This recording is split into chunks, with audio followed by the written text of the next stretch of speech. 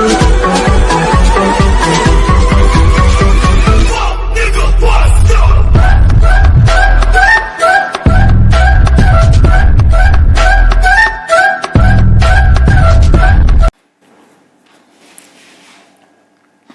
Student, मैं तनी आप सभी का स्वागत करता हूं आपके अपने चैनल इलेक्ट्रिकल रिसर्च एकेडमी के ऑनलाइन पोर्टल पे।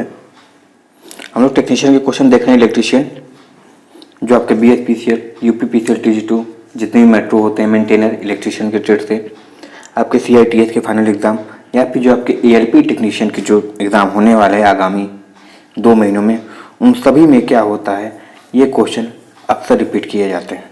ठीक है, तो सेशन बहुत इंपॉर्टेंट है और सेशन को ध्यान से देखना। यहाँ पे केवल टॉपिक नहीं डिस्कस किया जाएगा, यहाँ पे हर ऑप्शन भी डिस्कस किया जाता है। ठीक है, तो बाबू सेशन पसंद आए तो सेशन को लाइक और शेयर जरूर कर देना। और सेशन देखने वाले की संख्या 90% है जो अनसब्सक्राइबर है और सब्सक्राइबर की 10% है। तो अनसब्सक्राइबर क्या करते हैं, जितने भी हैं देखते हैं, अच्छी बात है, बट देख के सब्सक्राइब नहीं करते चैनल को, तो प्लीज़ जो देख रहा है उसे चैनल को सब्सक्राइब जरूर कर दे। ठीक है, चलिए आज का सेशन स्टार्ट करते हैं। और पहला क्वेश्चन है कि in a three phase system the three phase voltage are displaced by. हमको पता है कि 3-फेज वोल्टेज की अगर बात होगी तो हमारी एक ये जिसमें मान लेते हैं ये R फेज है, ये Y फेज है, ये B फेज है। सही है, अगर हम इसमें फेज डिस्प्लेसमेंट की बात करें तो ये सदैव कितनी होती है, 120 डिग्री होती है। ठीक है, सभी में क्या होगी, 120 डिग्री डिस्प्लेस होती है। सही है, 3 फेज। और ये 2 फेज की बात करें तो 2 फेज में हमारी हो जाती है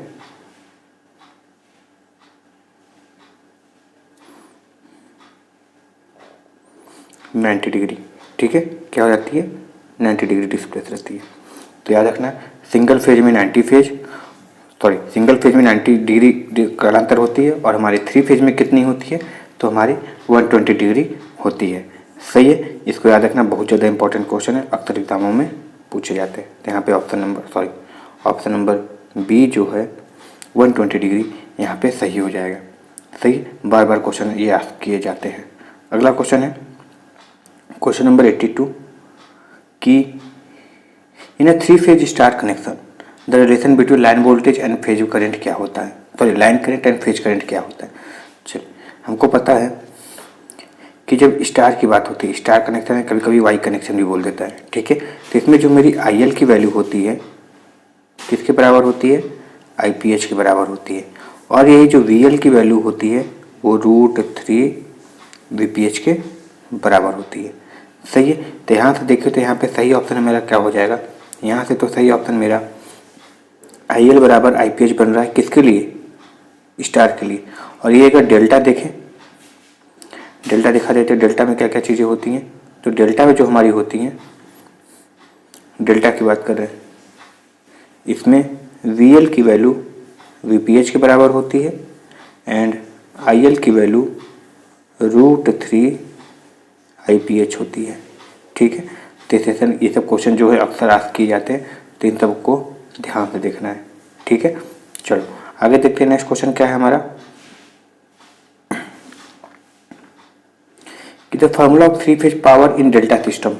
ठीक है, अब वो डेल्टा हो चाहे स्टार हो कोई फर्क नहीं पड़ता है। 3-फेज पावर की बात किया है तो देखो, अगर लाइन वोल्टेज के केस में ले दे रहे हो, अगर लाइन वोल्टेज और लाइन करंट दिया हुआ है, तब तो फॉर्मूला मेरा हो जाता है √3 VL IL cos phi.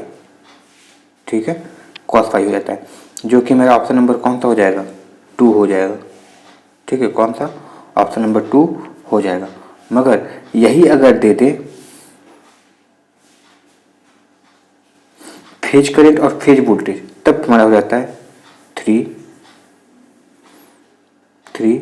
VP IP cos phi. सही है, इसको याद रखना है। तब क्या हो जाता है, 3 VP IP cos फाई हो जाता है। तो दोनों से ही वैल्यू क्या होती है, मेरी सेम ही निकल कर आती है, कोई अंतर नहीं होता है। सही है, चलो तो यहाँ पे सही मेरा आंसर क्या हो जाएगा, option number 3, sorry option number 2 सही हो जाएगा। पावर कंजम्पशन में कोई अंतर नहीं होगा। अगर यहाँ पे अगर इस वाले से 50 किलोवाट का रहा है तो यहाँ से भी 85 किलोवाट खाएगा। सही है, कंज्यूम होगा। अब वो स्टार हो चाहे डेल्टा, कोई फर्क नहीं पड़ता है। ठीक है, चलो आगे देखते हैं नेक्स्ट क्वेश्चन। डीसी जनरेटर किस सिद्धांत पे काम करता है? सबको पता है कि सर मेरा जो डीसी जनरेटर होता है वो फैराडे लॉ के इलेक्ट्रोमैग्नेटिक इंडक्शन पे सिद्धांत करता है। ठीक है, फैराडे लॉ के इलेक्ट्रोमैग्नेटिक इंडक्शन के सिद्धांत पे कार्य करता है। और ये डीसी मोटर पूछ दे तो जो डीसी मोटर होती है मेरी, वो लॉरेंज फोर्स के सिद्धांत पे काम करती है। लॉरेंज फोर्स के सिद्धांत पे काम करती है। अच्छा, फैराडे लॉ ऑफ इलेक्ट्रोलाइसिस क्या होता है? M is equal to ZIT।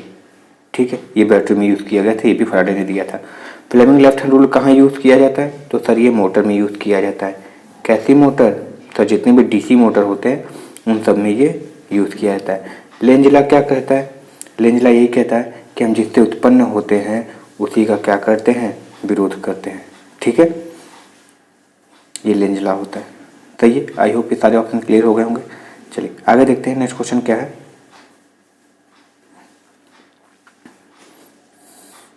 To start a DC shunt motor किस टाइप के स्टार्टर का यूज़ करेंगे? पूछा क्या है? To start a DC shunt motor किस टाइप के स्टार्टर का प्रयोग करेंगे? अच्छा, डीसी मोटर में 3 टाइप के स्टार्टर होते हैं। 3 टाइप के स्टार्टर होते हैं। पहला 2 पॉइंट स्टार्टर, 3 पॉइंट स्टार्टर और चौथा होता है 4 पॉइंट स्टार्टर। सही है, इसको याद रखना है। 2 पॉइंट जो स्टार्टर यूज होता है वो बेसिकली किस में यूज होता है? सीरीज मोटर में, डीसी सीरीज मोटर में। 3 पॉइंट स्टार्टर जो है मेरा शंट। ठीक है, याद रखना। देखो शंट ऑप्शन कैसे बता रहे हैं। शंट में बेसिकली शंट में यूज होता है। ठीक है, मगर शंट में ऑप्शन नहीं है, शंट और कंपाउंड साथ में दिया है तो दोनों में टिक करना है। ठीक है, शंट और कंपाउंड एक साथ दिया है, शंट नहीं दिया है ऑप्शन में, तो शंट और कंपाउंड दोनों में यूज करना है। और अगर शंट और कंपाउंड अलग अलग ऑप्शन में तो पहले तुम शंट को प्रेफर करना है। ठीक है, शंट मोटर में यूज़ करते हैं। अच्छा, 4 पॉइंट स्टार्टर कहाँ यूज़ करते हैं? तो जिस मोटर में ज़्यादा वेरिएशन होती है स्पीड की, उसमें हम क्या यूज़ करते हैं? 4 पॉइंट स्टार्टर यूज़ करते हैं। सही है, जिसने पूछा डीसी शंट मोटर में कौन सा स्टार्टर यूज़ करेंगे, तो सर हमारा जो मोटर स्टार्टर होगा वो कौन सा होगा? 3 पॉइंट स्टार्टर यूज़ करेंगे। क्या यूज़ करेंगे? 3 पॉइंट स्टार्टर यूज़ करेंगे। सही है, चलो 2 पॉइंट स्टार्टर अभी बताते हैं। 2 पॉइंट स्टार्टर जो हमारी होती है डीसी सीरीज में यूज होती है। और ये ड्रम टाइप कुछ और नहीं, एक डेकोरेशन पर्पस होता है। ड्रम स्विच जिसको बोलते हैं, ड्रम टाइप कोई चीज़ नहीं, ड्रम स्विच होती है जो डेकोरेशन पर्पस में यूज करते हैं। सही है, चलो नेक्स्ट क्वेश्चन देखते हैं। In a transformer the linkage magnetic flux take from, यानी किसी ट्रांसफार्मर में चुंबकीय पुंज गुजरता है। हमेशा सबको पता है कि जो मैग्नेटिक फ्लक्स होता है वो सदैव प्राइमरी से निकलेगा। मतलब जहाँ तुम सप्लाई दे दो वही तुम्हारी प्राइमरी हो जाती है, तो सदैव प्राइमरी से निकलेगा और कहाँ पे कूदेगा? सेकेंडरी पे कूदेगा। तो एयर गैप में क्या होती है? लिंकेज होती है। तो हमेशा याद रखना, प्राइमरी से निकलेगा और सेकेंडरी की तरफ जाएगा। सही है, तो यहाँ पे ऑप्शन नंबर मेरा क्या हो जाएगा? ऑप्शन नंबर 2 सही हो जाएगा। सदैव प्राइमरी निकलता है, प्राथमिक से निकल के द्वितीयक में जाता है। सही है, चलो नेक्स्ट क्वेश्चन देखते हैं।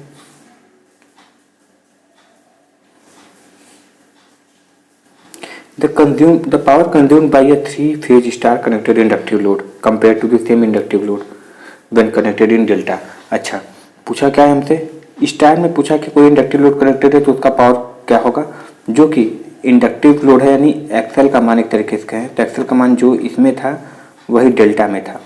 ठीक है, एक्सेल का मान में कोई परिवर्तन नहीं हुआ, मगर ये बताना है कि अगर डेल्टा में 100 था तो स्टार में कितनी वॉट खाएगा? तो वो स्टार में कितनी खाएगा? तो मेरी 33% खाएगा, यानी लगभग कितना खाता है? 1/3 गुना। सही है, 1/3 खाता है। याद रखना, स्टार डेल्टा की तुलना में 1/3 पावर खत्म करता है। सही है, तो स्टार कनेक्टेड में पावर कंजम्पशन, पावर लॉस एक तरीके से कहें, पावर कंज्यूम करने की वो पावर लॉस कम होता है डेल्टा की तुलना में। सही है, तो इसको याद रखना, 1/3 होता है। चलो अगला क्वेश्चन है, एफिशिएंसी ऑफ ट्रांसफार्मर अधिकतम कब होगा? यही पूछा है। सबको पता है कि जब तीन, देखो बहुत चीज़ें होती हैं। पहले तो कभी ऐसे देगा कि सर जब पी आई की वैल्यू पी सी के बराबर होगी, आयरन लॉस कॉपर लॉस के, या कभी ऐसे देगा कि सर कोर लॉस किसके बराबर होगी, पीसी के, यानी कॉपर लॉस के बराबर होगी। पीसी कोर लॉस को ही आयरन लॉस बोलते हैं। या भी कभी कभी ऐसे देगा कि फिक्स्ड लॉस बराबर वेरिएबल लॉस, यानी नियत हानि बटे परिवर्ती हानि। ये सभी क्या है, एक ही शब्द बोले गए। तो यहाँ पे हम क्या लिख सकते हैं कि सर हमारा ये होगा कि फिक्स्ड लॉस बटे फिक्स्ड लॉस बराबर वेरिएबल लॉस, यानी कॉपर लॉस बराबर कितने होने चाहिए, आयरन लॉस के बराबर होने चाहिए। सही है, ऑप्शन नंबर ए मेरा सही हो जाएगा। तब क्या हो जाएगा, मेरा हमारी ट्रांसफार्मर जो है मैक्सिमम एफिशिएंसी देगी। सही है, याद रखना। एक केस है तुम्हारा कॉपर लॉस जब जीरो है, तो कॉपर लॉस बेसिकली जीरो अधिकतम कब होता है, किस केस में, तो उस केस में होता है जब हम क्या होते हैं, नो लोड होते हैं। क्या होते हैं, नो लोड होते हैं। हालांकि कुछ परसेंट होता है मगर उसको निगलेक्ट कर लेते हैं। तो नो लोड पे केवल क्या होता है, आयरन लॉस होता है, कॉपर लॉस नहीं होता। ठीक है, चलो आगे देखते हैं। क्योंकि 5 से ट्रांसफार्मर में 4 से 5% ही फुल लोड करंट का खींचता है, वो नो लोड करे तो ज़्यादा कॉपर लॉस नहीं होता, उसको निगलेक्ट मान लेते हैं। ठीक है, चलो अगला क्वेश्चन है कि किसी स्टेप अप ट्रांसफार्मर के उपयोग द्वारा निम्न में से क्या बढ़ाई जा सकती है। अच्छा, तुम स्टेप अप ट्रांसफार्मर ले तो तुम क्या बढ़ाते हो। ठीक है, तो याद रखना हमेशा वोल्टेज स्टेप अप ट्रांसफार्मर में बढ़ती है। ठीक है, यानी V2/V1 का मान सदैव 1 से ज़्यादा आता है। सही है, पावर सदैव क्या होती है, कांस्टेंट होती है, केवीए रेटिंग होती है ना, केवीए रेटिंग होती है, ये कभी नहीं चेंज होता है। ये प्राइमरी चाहे सेकेंडरी नियत रहती है। फ्रीक्वेंसी भी क्या होती है, सेम रहती है, कभी नहीं बदलती है, कांस्टेंट होती है। ठीक है, अच्छा स्टेप अप क्या हुआ, वोल्टेज तो स्टेप डाउन क्या होता है, तो सर हमारा स्टेप डाउन जो होता है वो क्या होता है, करंट होती है। क्या होता है, करंट मेरी स्टेप डाउन होती है। ठीक है, ये चीज़ों को याद रखना है। सही है, चलो तो यहाँ पे मेरा जो ऑप्शन है, ऑप्शन नंबर ए, वोल्टेज सही हो जाएगा। क्योंकि स्टेप अप है तो वोल्टेज बढ़ेगा, स्टेप डाउन है तो वोल्टेज घट जाता है। सही है, चलो अगला क्वेश्चन है, जब प्राथमिक और द्वितीयक वोल्टेज एक ही वेस्टर्न से प्राप्त हो तो ट्रांसफार्मर को क्या कहा जाता है। यानी when the primary secondary voltage are derived from the same winding, यानी सिंपली यही बोल रहा है कि एक ही वाइंडिंग है और उसी से हमको प्राइमरी भी देखना है और सेकेंडरी भी देखना है। तो ऐसे ट्रांसफार्मर को हम क्या बोलते हैं, तो सर ऐसी ट्रांसफार्मर मेरी क्या कहलाती है, ऑटो ट्रांसफार्मर कहलाती है। जिसमें पावर जो ट्रांसफर होता है वो वैद्युतिक और चुंबकीय दोनों रूप से होता है। ठीक है, इसकी दक्षता ज़्यादा होती है, कॉपर लॉस कम होता है, ट्रांसफार्मर का वेट भी कम हो जाता है क्योंकि एक ही वाइंडिंग है। ठीक है, तो कॉपर लॉस क्या हो जाएगा, कम हो जाएगा और एफिशिएंसी बढ़ जाएगी क्योंकि इसमें जो पावर ट्रांसफर है केवल चुंबकीय रूप से नहीं हो रहा है, वैद्युतिक रूप से भी होता है। तो लॉसेस क्या होती हैं, कम हो जाती हैं। ठीक है, तो यहाँ पे ये सही हो जाएगा। आइसोलेशन ट्रांसफार्मर किसको बोलते हैं, जिस ट्रांसफार्मर का रेशियो 1:1 में हो, यानी 100 वाइंडिंग प्राइमरी में और सेकेंडरी में भी 100 वाइंडिंग है तो उसको आइसोलेशन ट्रांसफार्मर कहते हैं। सही है, चलो अगला क्वेश्चन है, मूविंग आयरन इस टाइप इंस्ट्रूमेंट है, यानी मूविंग आयरन है। चलिए इसमें क्लियर करते हैं पहले, मूविंग आयरन क्या होता है। तो मूविंग आयरन हमारी एसी, इसे जो सवाल पूछते हैं एसी तथा डीसी दोनों पे काम करती है। सही है, इसमें जो कंट्रोलिंग दिया जाता है, इसमें जो डैम्पिंग की जाती है वो क्या होती है, सर वो मेरी एयर फ्रिक्शन डैम्पिंग होती है। ठीक है, वायु घर्षण फ्रिक्शन होती है। तीसरी कहानी, ये जो होता है अट्रैक्शन और रिपल्सन के सिद्धांत पे काम करता है। ठीक है, और एक कहानी, सर इसका जो स्केल होता है सदैव क्या होता है, इसका स्केल जो होता है वो मेरा नॉन लीनियर होता है। क्या होता है, नॉन लीनियर होता है। क्यों नॉन लीनियर होता है, क्योंकि जो सर जिसका ये होता है क्या बोलते हैं इक्वेशन होता है वो होता है ½ I²dl/dθ। सही है, तो ये देख रहे हो I² है ना, तो क्या है और रेखीय दिखाता है। सही है, TD बराबर, इसको याद रखना बहुत ज़्यादा, कभी कभी न्यूमेरिकल पूछ लेता है। तो इन सब चीज़ों को याद रखना है। जितने भी MI से क्वेश्चन पूछे जाते हैं सारे बता दिए। सही है, चलो अगला क्वेश्चन है कि इनमें से कौन सा इंस्ट्रूमेंट है जो क्या करता है, इंसुलेशन प्रतिरोध को मापने का काम करेगा। सबको पता है कि इंसुलेशन प्रतिरोध किससे मापा जाता है, सॉरी किस रेंज में होता है। तो सर ये मेरा होता है मेगा ओम रेंज में होता है। किस रेंज में होता है, मेगा ओम रेंज में होता है। सही है, कोई दिक्कत नहीं है। तो मेगा ओम को मापने के लिए किसका प्रयोग करते हैं? एक तो प्रयोग करते हैं मेगा ओम मीटर का यूज़ करते हैं, दूसरा मेगर का भी यूज़ करते हैं, ठीक है, प्रतिरोध मापने के लिए। और याद रखना रेंज किस में होती है? मेगा ओम पे। जिसका जो सही आंसर हो जाएगा वो हमारा हो जाएगा मेगर, ठीक है। वोल्ट मीटर क्या करता है? वोल्टेज मापने का काम करेगा। अमीटर क्या करता है? करंट मापने का काम करता है। और ओम मीटर प्रतिरोध मापने का काम करता है मध्यम रेंज की। सही है। चलो अगला क्वेश्चन है, हाँ, पीएमएमसी टाइप जो मीटर है किसके सिद्धांत पे काम करता है? जैसे कि कौन काम करता है? तो जो पीएमएमसी प्रकार के मीटर का सिद्धांत जो है सेम उसी तरह है जैसा कि मेरा कौन सा काम करता है? डीसी मोटर के डीसी जनरेटर। तो हमारा सिंपल हो जाएगा डीसी मोटर, क्योंकि पीएमएमसी में भी क्या होते हैं? दो कॉइल लगे होते हैं, करंट कॉइल और एक पोटेंशियल कॉइल होती है। जो करंट कॉइल होती है वो फिक्स्ड कॉइल होती है, पोटेंशियल कॉइल जो होती है मूविंग कॉइल होती है। तो उसमें भी क्या होता है? दोनों के बीच में अगर कंडक्ट रखे जाते हैं तो उसमें क्या होता है? एक फोर्स का अनुभव होता है। सही है। इसका सही आंसर जो हो जाएगा तब फिर हमारा ऑप्शन नंबर डी सही हो जाएगा। सही है, option number D DC motor सही हो जाएगा। अगला क्वेश्चन है,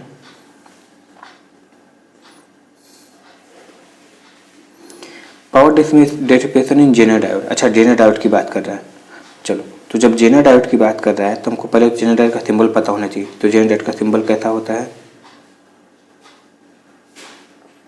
ये जेनर डायोड का सिंबल है, ये एनोड है, ये कैथोड है। जेनर डायोड सदैव रिवर्स बायस में काम करता है। इसका अन्य नाम वोल्टेज रेगुलेटिंग डायोड भी है। सही है। ये क्या करता है? बैकग्राउंड के बाद ही काम करता है। सिर्फ सारी चीज़ें जेनर डायोड से रिलेटेड है। सही है। चलो, तो पावर डिसिपेशन क्या होता है जेनर डायोड में? Minimum when the load current is zero, maximum when the load current is zero, सदैव जीरो, या फिर remain constant irrespective to load current variation. सही है। चलो देखो, ये तुम ग्राफ देखे होगे कभी बचपन में, मतलब जब बेसिक पढ़ते हो इलेक्ट्रॉनिक्स का, ऐसे रहता है। ये जो होता है ये, अब इसके बाद तुम लोड चाहे जितना बढ़ाओ, तुम्हारा जो लोड करंट है, जो तुम्हारा करंट है वो क्या होता है? नियत हो जाती है। ठीक है, भार चाहे जितना बढ़े कोई फर्क नहीं पड़ता, करंट नियत हो जाती है। इसी को हम लोग बोलते हैं वीजेड, यानी जेनरल ब्रेकडाउन वोल्टेज। ठीक है, जो कि 6 से 8 वोल्ट होती है। अच्छा, जब उसके ऊपर हो जाती है, 8 वोल्ट से ज़्यादा हो जाती है, तो फिर वो अवलांचे ब्रेकडाउन कहलाने लगती है। मगर फिलहाल ये जो है हमारा है, इतने के बाद ही क्या होती है? नियत हो जाती है। तो इसको हम लोग क्या बोलते हैं? इसी को बोलते हैं जेनरल ब्रेकडाउन वोल्टेज। और ये remain constant irrespective to load, यानी धारा चाहे जितना भी, पावर डिसिपेशन कितना भी बढ़े, लोड चाहे जितना भी बढ़े घटे, पावर डिसिपेशन नियत हो जाती है। सही है। तो यहाँ पर सही आंसर क्या हो जाएगा? हमारा डी सही हो जाएगा। सही है। चलो अगला क्वेश्चन है, पूछा क्या है? पी टाइप सेमीकंडक्टर में मेजॉरिटी कैरियर क्या होती है? पी टाइप सबको पता है। पी टाइप की बात कर रहा है तो पी टाइप में क्या मिलाते हैं? ट्राइवेलेंट की पेंटावेलेंट? तो सब लोग बोलेगा सर पी टाइप में, ये क्वेश्चन पूछा है पी टाइप में क्या मिलाते हैं?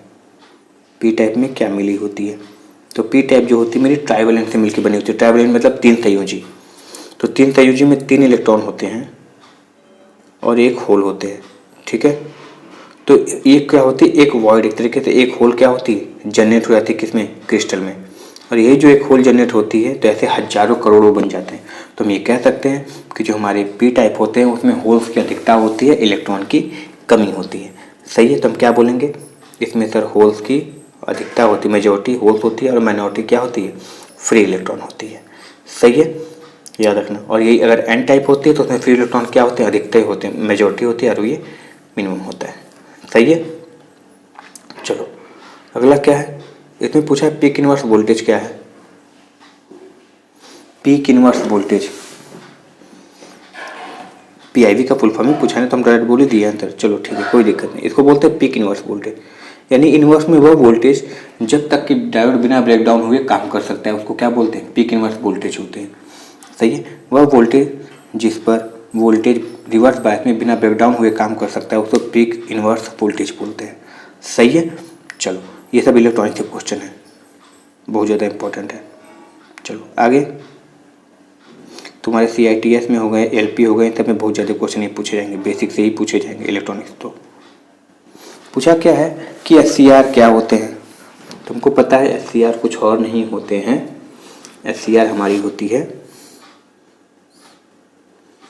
देखना SCR के डायग्राम,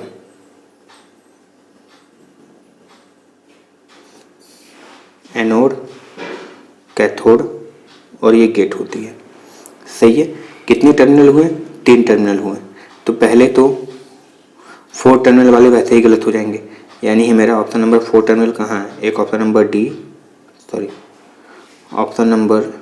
डी गलत है और ऑप्शन नंबर 2 गलत है। तो देखो SCR में क्या होते हैं, 3 लेयर नहीं होते हैं। 3 लेयर नहीं होते। कितने लेयर होते हैं? 4 लेयर होते हैं। कितने लेयर होते हैं? 4 लेयर होते हैं। तो इसका सही आंसर जो हो जाएगा हमारा हो जाएगा 3 टर्मिनल 4 लेयर होते हैं। ठीक है, 3 टर्मिनल 4 लेयर। कहाँ गया? ऑप्शन नंबर 3 सही हो जाएगा। 4 लेयर 3 टर्मिनल। देखो इसका डायग्राम देखोगे तो कुछ इस प्रकार से बना होता है, ऐसे ये रहेगा।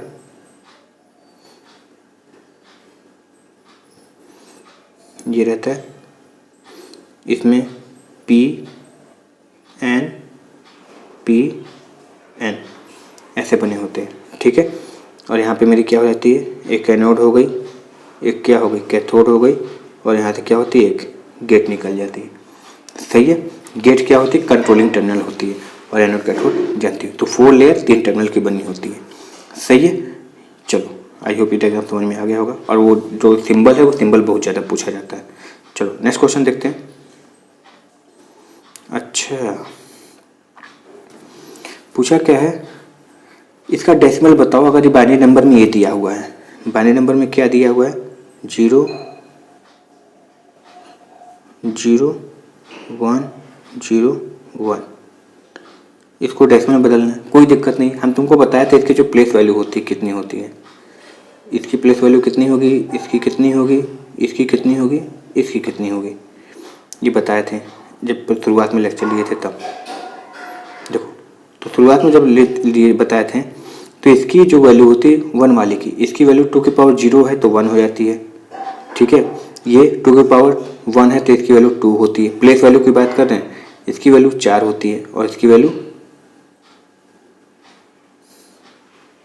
8 होती है। सही है। तो गिनो, जो 0 है वो तो ऑफ स्विच की तरह काम करेंगे, जो 0 है वो ऑफ स्विच की तरह काम करेंगे। तो कोई मतलब नहीं, ये 0 है ना, ये कहानी नहीं जुड़ेगा। ये 0 है ना, ये नहीं जुड़ेगा। जुड़ेगा कौन? तो यहाँ पे 1 बना है, यानी 4 + 1 कितने आए? 4 + 1 करने पे हमारे आंसर आ रहे हैं 5। तो इसका सही आंसर क्या हो जाएगा? तो इसका सही आंसर हो जाएगा 5। सही है, 5 इसका सही आंसर हो जाएगा। तो कहीं है ऑप्शन में? फिर ऑप्शन में है, तो यहाँ पे सही हो जाएगा मेरा ऑप्शन नंबर C यानी 5। सही है। चलो नेक्स्ट क्वेश्चन देखते हैं। बाबू सेशन को लाइक शेयर जरूर कर देना, और चैनल पे पहली बार तो चैनल सब्सक्राइब कर दिया करो। देखते हो तो बस सब्सक्राइब करना रहता है, कुछ करना नहीं रहता उसमें। ठीक है, इससे हम भी मोटिवेटेड रहते हैं। चलो आगे क्वेश्चन देखते हैं। अच्छा, ये बोला कि हेक्साडेसिमल में डी लेटर किसको दिखाता है डेसिमल नंबर में। हमको पता है कि पहले 0 से 9 तो चले जाते हैं डेसिमल में। 0 से 9 वाले जितने भी नंबर होते हैं वो किस में चले जाते हैं? डेसिमल में। और हम जानते हैं कि हेक्साडेसिमल भी होता है। तो हेक्साडेसिमल में क्या होता है? 9 के बाद जब 10 आता है तो 10 को हम क्या, दिख नहीं रहा है, कलर चेंज करते हैं। तो ये जो 10 होता है इसको हम क्या कर देते हैं? A बोल देते हैं। 11 को B बोल देते हैं। 12 को C बोल देते हैं। 13 को D बोल देते हैं। 14 को E बोल देते हैं। और 15 को F बोल देते हैं। और टोटल कितने हो गए? 16 हो जाते हैं। 0 को भी काउंट किया जाता है तो 15 डिजिट ये प्लस 0 16। तो हमारा पूछा क्या है? D किसको दिखाता है? तो D देखिए हमारे किसको दिखा रहा है? सर 13 को दिखा रहा है। किसको दिखा रहा है? सर 13 को दिखा रहा है। तो यहाँ पे 13 मेरा क्या हो जाएगा? ये 13 सही हो जाएगा। सही है, ये 13 सही हो जाएगा। तो यहाँ पे ऑप्शन क्या हो जाएगा हमारा? ऑप्शन नंबर 3 13 सही हो जाएगा। सही है। चलो आज का लास्ट क्वेश्चन है, और बाबू लास्ट क्वेश्चन है तो सेशन को लाइक से, और चैनल पहली बार हो तो सब्सक्राइब जरूर कर देना। देखो ये एक्सोर है कि नॉन नेगेटिव कैसे पहचाना जाता है। बूलियन एक्सप्रेशन से। सही है, तो देखो ये बूलियन एक्सप्रेशन क्या कह रहा है मेरा, कुछ और नहीं कह रहा है कि 0 0 है तो 0 दे रहा है, 0 1 है तो 1 दे रहा है, 1 0 है तो 1 दे रहा है, ठीक है, और बाकी में क्या दे रहा है, 0 दे रहा है। यानी एक तरीके से हम ये कहना चाहें तो देखो और गेट का क्या होता है, और गेट का बूलियन एक्सप्रेशन देखोगे तो वो होता है a प्लस बी। यानी वो ये कहता है कि इनपुट, दो इनपुट में से कोई भी अगर वैल्यू, कोई भी इनपुट हाई है तो उसकी आउटपुट हमेशा हाई मिलेगी। तो देखो यहाँ पे तो गलत हो गया, दोनों हो जाए कोई दिक्कत नहीं, अगर एक इनपुट हाई है तो आउटपुट हमेशा हाई मिलनी चाहिए। तो देखो यहाँ पे तो एक इनपुट हाई है मगर यहाँ पे आउटपुट पे 1 नहीं मिल रहा है, यानी और गेट तो होगा नहीं। सही है, और गेट नहीं निकला मेरा, गलत हो गया, और गेट नहीं निकला। एंड देखते हैं, एंड क्या कहता है कि a इंटू बी, हालांकि डॉट लगा हुआ था मगर ऐसे देखते हैं, यानी जब तक दोनों इनपुट हाई नहीं होंगे उसकी वैल्यू, जब तक दोनों इनपुट हाई नहीं होंगे उसकी आउटपुट 1 नहीं आएगी। तो देखो ये बिना इनपुट हाई हुए ही एक यहाँ पे 1 मिल जा रहा है, तो ये तो पॉसिबल नहीं है, यानी एंड गेट भी नहीं है। चलो नैंड गेट क्या करता है कि a इंटू बी है एंड का नॉट, यानी इसके ऊपर बार, यानी जब दोनों वैल्यू हाई है तो उसकी वैल्यू 0 मिल जाएगी और बाकी सब में क्या मिलेगी, 1 मिलेगी। सही है, तो देखो दोनों वैल्यू हाई है तो आउटपुट 0 मिल रहा है। सही है, सही है, और जब दोनों वैल्यू 0 थी, देखो ये देखो 0 इंटू 0 की तो क्या होना चाहिए, 0 ना, मगर ये 0 का तो बार लगा है तो 1 होना चाहिए ना, तो 1 लगा नहीं। सही है, तो यानी हमारा एंड गेट, सॉरी हमारा नैंड गेट भी नहीं है। चलो आगे देखते हैं एक्सॉर गेट क्या कहता है, और होता है और एक्सनॉर होता है। एक्सॉर गेट क्या कहता है, देखो हमारा एक्सॉर गेट कहता है a इंटू बी का बार प्लस a का बार इंटू बी। अब इस पर सॉल्व करके देखना, तुम्हारा सॉल्व हो जाएगा, वैल्यू रख के देखना। सही है, तो यहाँ पे हम क्या कह सकते हैं कि हमारा जो ऑप्शन नंबर ए है एक्सॉर गेट, यहाँ पे ये सही है। सही है, तो डिजिटल गेट बहुत ज़्यादा इंपॉर्टेंट है, तुम्हारे इसी में नहीं, तुम्हारे कंप्यूटर में भी डिजिटल गेट, डिजिटल इलेक्ट्रॉनिक से क्वेश्चन आते हैं। सही है, तो बाबू सेशन पसंद आए, क्वेश्चन की सिलेक्शन पसंद आए, जो कि तुम्हारे टेक्नीशियन में इन्हीं टाइप के क्वेश्चन पूछेंगे, इलेक्ट्रीशियन टेक्नीशियन जो एलपी का पेपर होगा बता दे रहे हैं, पहले देख लेना क्वेश्चन इसी टाइप के रहेंगे। सही है, और CITS जो पेपर होता है, LP technician, UP PCL TS2 जितने मेट्रो होते हैं इन सबसे क्वेश्चन उठाए जाते हैं। सही है, तो सेशन पसंद आएगा बाबू तो सेशन को लाइक शेयर जरूर कर देना, और चैनल पर पहली बार होगा तो सब्सक्राइब भी जरूर कर लेना। ठीक है, चलो मिलते हैं नेक्स्ट वीडियो में, तब तक के लिए thank you very much and all the very best.